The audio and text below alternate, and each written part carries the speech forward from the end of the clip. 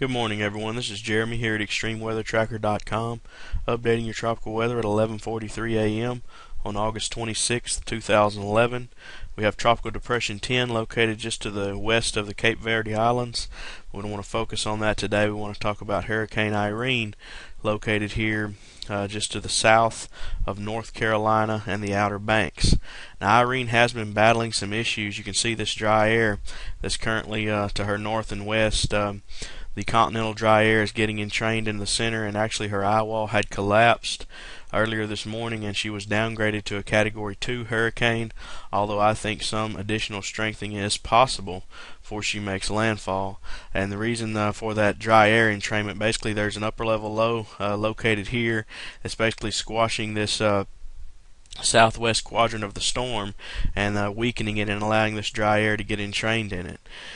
Now, if we go back to the floater, you can actually see here, this is Irene located here. This is the Outer Banks of North Carolina here. And you can see actually on the last few satellite images, the eye wall is actually popping back out here. The eyes are becoming visible on satellite where it had filled in. She's possibly going through an eye wall replacement cycle. I'm not really sure, but if that were to happen and she actually creates a new eye wall for herself, we definitely could see some strengthening, some additional strengthening. But you can see this band here that's getting drawn into the system here, and this is dry air that's getting pulled into the core. Now, if she can get a new eye wall going and mix some of that dry air out, we definitely could see some strengthening, and I wouldn't be surprised to actually see her make Category 3 status again before making landfall here.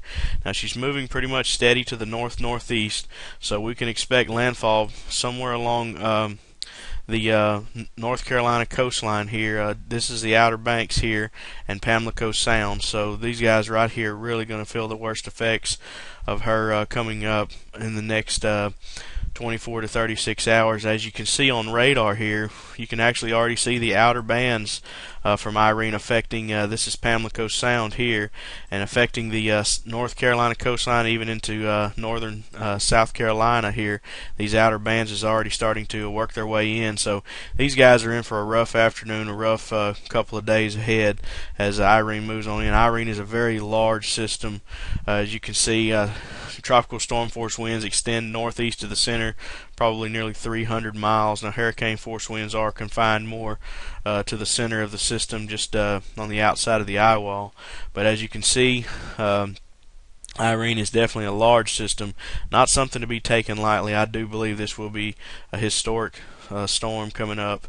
Now, let's dive into the models for Irene. You can see these are the model tracks. Currently a Category 2, bringing it right across the Outer Banks and then just up into the northeast, making landfall again, possibly coming out over water and then making landfall again somewhere here east of New Jersey, possibly the western side of New York and Long Island here.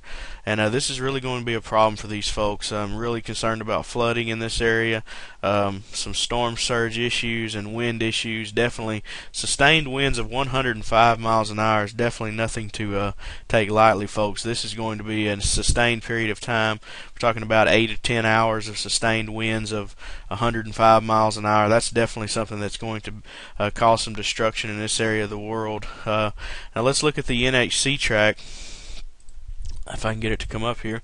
There we go. This is the NHC track, and you can see Category 2 hurricane, and they're actually bringing it in as a Category 2. They're not strengthening it back to a Category 3. I'm not sure that I agree with that. I believe it has a possibility to strengthen again to a Category 3 before going over the Outer Banks here, and then coming out and then making landfall once again somewhere here, like I said, just on the western edge of Long Island, probably as a Category 1.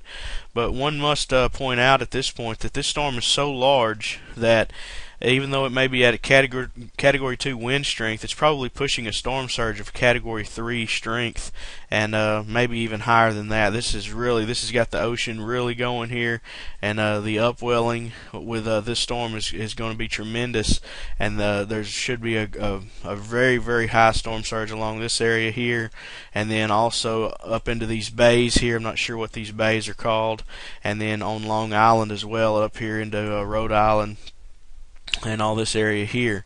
And I'll actually show you the storm surge map. I picked this up. Actually, let's go to the rain gauge. Let's look at the rain for this.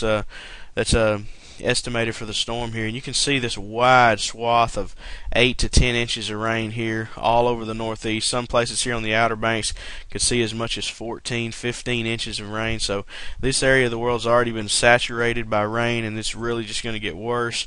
There's going to be a lot of flash flooding issues in here, as well as the storm surge issues. So this whole area of the world, really, when you hear the forecasters and the media personnel talking about how that this is going to be a catastrophic event, that it really is. This is really going to take a toll on the Northeast. I believe it's going to be, no one should take this lightly, as it's going to be very devastating.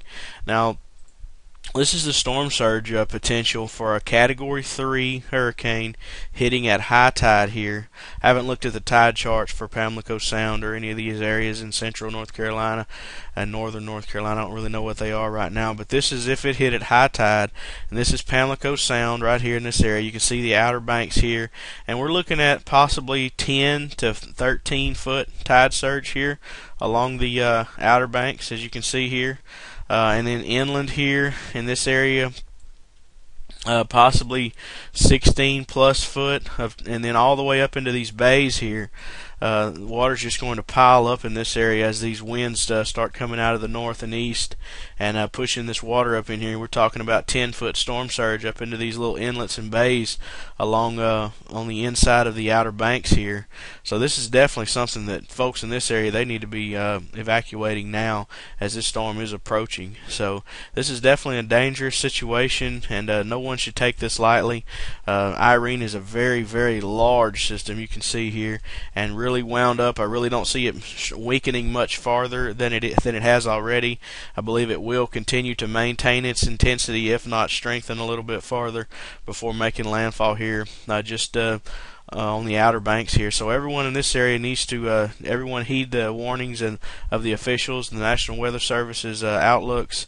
So once again, everyone stay safe, and I'll keep updating as more information becomes available. And this is Jeremy here at ExtremeWeatherTracker.com, and I'll see you all again soon.